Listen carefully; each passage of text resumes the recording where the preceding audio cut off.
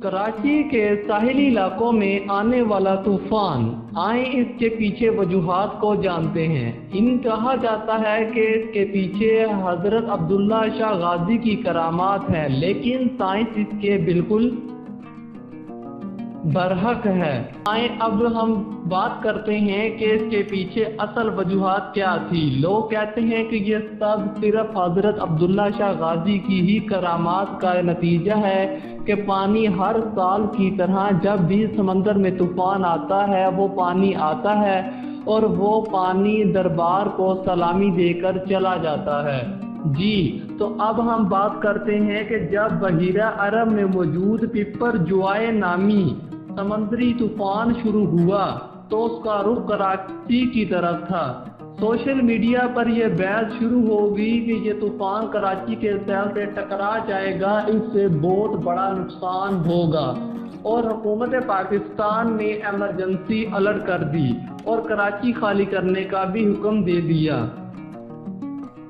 अगर हम इस बहस के पस मंज़र को जानने की कोशिश करें तो हमें ये बात वाज़ह होती है कि इसी तरह के जब 1990 के बाद से जितने भी समुद्री तूफान आए वो कराची पहुंचने से कबल ही अपना रुख तब्दील करने पर मजबूर हुए या किसी की शिद्दत की वजह से कराची से टकराए बगैर ही चले गए, और इस तरह ये शहर महफूज रहा। कराची के बाज़ मुकामी लोग और ख़ास करके यहाँ मौजूद दरबार अब्दुल्ला शाह गाजी के मुरीदों का मानना है कराची यहाँ पर दफन शुदा बुजुर्ग की हर बुजुर्ग हस्ती की वजह से ये समंदरी तूफान से हमेशा कराची बचता आ रहा है। अब ये बहस भी अहम है कि कराची के बुजुर्ग हस्ती की वजह से ये समंदरी तूफान से हमेशा कराची बचता आ रहा है। अब ये बहस भी अहम है कि कराची के इस पार भी हमेशा तूफान से बच जाने के पीछे अब्दुल्ला शाह गाजी की करामात है या फिर कोई साइंसी वजूहात।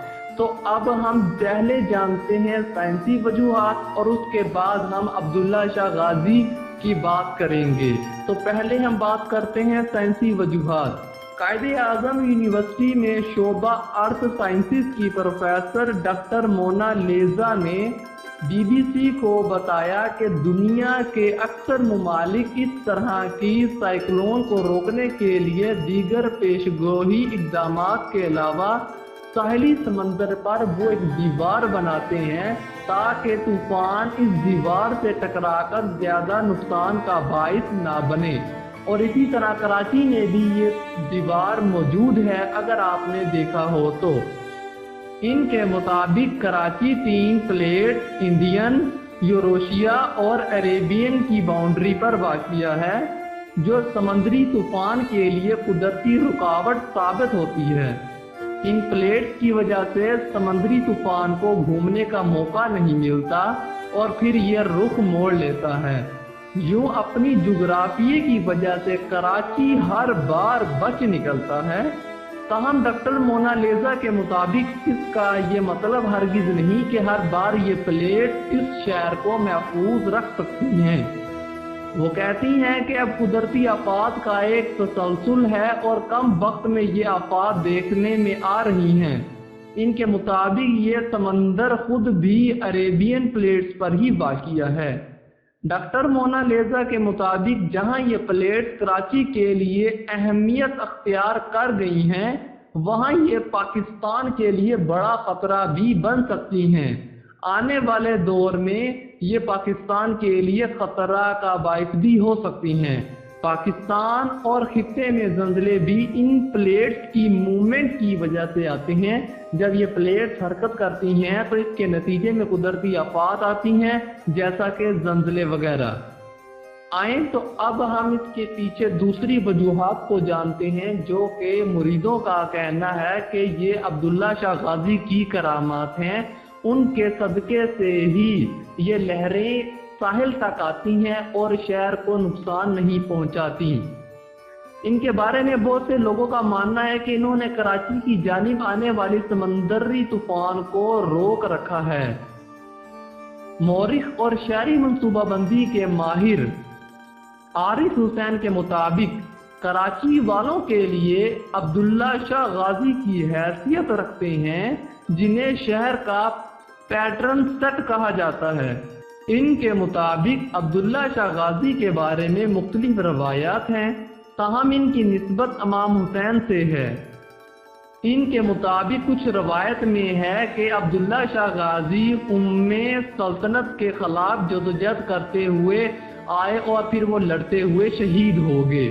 تاہم کچھ ایسی بھی روایت ملی ہیں کہ وہ شکار کرتے ہوئے شہید ہو گئے۔ تاہم یہ ہمارا مسئلہ نہیں ہے۔ دیکھا جائے تو 2 سے 3 سے زیادہ جتنا بھی سمندری طوفان آئے ہیں وہ ہمیشہ کراچی کے سیل سے ٹکرائے بغیر۔ اسی طرح مئی 1985 میں ایک طوفان کراچی کے جنوب میں 100 کلومیٹر دور ہی تھا کہ وہ کمزور ہو گیا۔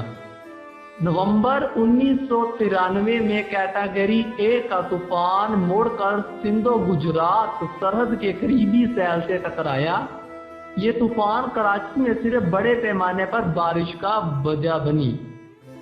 جون 1998 میں کیٹاگری 3 کا سمندری طوفان کراچی کی جانب آتے آتے جنوبی مشرقی سندھ کی طرف بڑھ گیا، سوائے چند مچھروں کے کوئی بڑا نقصان نہیں ہوا۔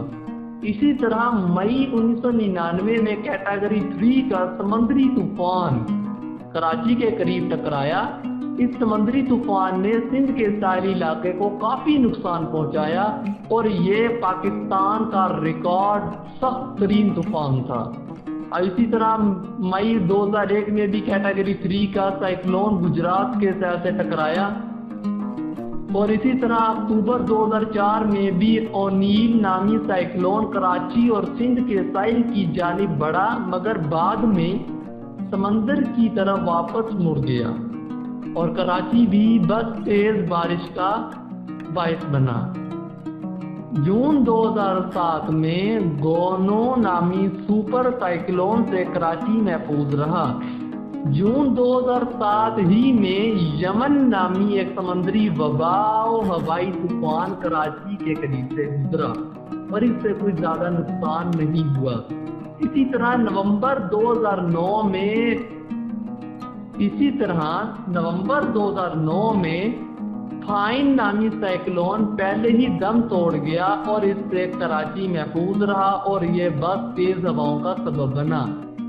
جون 2010 میں بھی کیٹیگری 4 کا طوفان کراچی کے ساحل کے قریب آ کر کمزور ہو گیا اور یہی ہمیں 2014 میں بھی دیکھنے کو ملا۔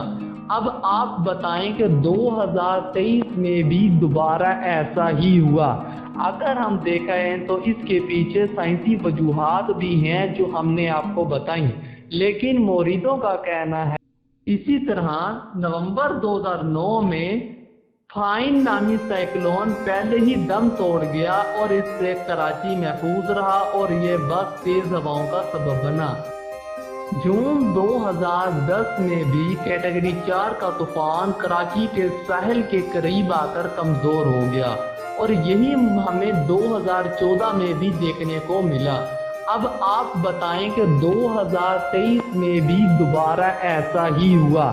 اگر ہم دیکھیں تو اس کے پیچھے سائنسی وجوہات بھی ہیں جو ہم نے آپ کو بتائیں، لیکن موریدوں کا کہنا ہے کہ یہ عبداللہ شاہ غازی کی کرامات ہیں کہ ان کے باعث کراچی جو ہے وہ ہمیشہ محفوظ رہا۔ اب آپ بتائیں کہ اس کے پیچھے اصل کیا وجوہات ہے؟ ہم نے آپ کو 2 وجوہات بتا دی ہیں، ایک سائنسی وجوہات اور وہ دوسری وجوہات جو عبداللہ شاہ غازی کی ہیں۔ 90% جو لوگ ہیں وہ یہی سمجھتے ہیں کہ یہ کراچی جو ہے ان طوفانوں سے بچا ہوا ہے، اس کے پیچھے عبداللہ شاہ غازی کی ہی کرامات ہیں۔ اگر آپ کو یہ ہماری ریسرچ اچھی لگی ہے تو ہمیں لائک کریں، سبسکرائب کریں۔ اس کے پیچھے عبداللہ شاہ غازی کی ہی کرامات ہیں۔ اگر آپ کو یہ ہماری ریسرچ اچھی لگی ہے تو ہمیں لائک کریں، سبسکرائب کریں